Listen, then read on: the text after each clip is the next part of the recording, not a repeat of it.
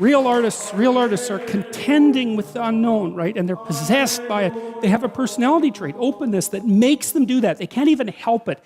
And I've had lots of creative people in my clinical practice, and I can tell you the worst thing for creative people is to not be creative, because they just die. Open people have to be creative. They have to be, because otherwise they die. They don't have any vitality. And so they're cursed with the necessity of putting a foot out into the unknown and making sense of it. And then they're also cursed with the necessity of trying to make a living while they're doing that, which they can't, because you can't. It's almost impossible to monetize creative action, as many of you who are creative will no doubt find out. It's very, very frustrating. It's not that creative action is without value, right? Because the creative people are entrepreneurs, and the creative people revitalize cities. You think, what's the economic value of that?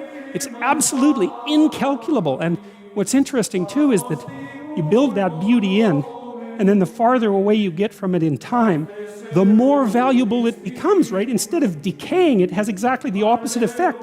Its value magnifies, and it's unbelievably worth it, because it opens your eyes to the domain of the transcendent. That's the right way of thinking about it. A real piece of art is a window into the transcendent. That's what it is. And you need that in your life, because you're finite and limited and bounded, right, by your ignorance and your lack of knowing. And unless you can make a connection to the transcendent, then you don't have the strength to prevail. And that's part of the covenant. That's part of the covenant with God. And you can see that.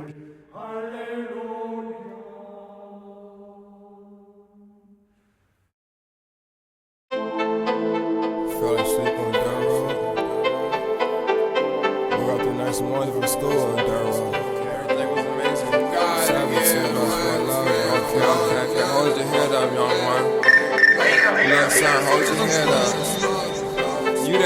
You the head honcho. You feel me? I grant you the iced out Tierra.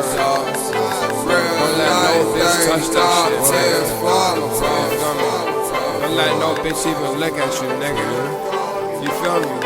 Gotta get away.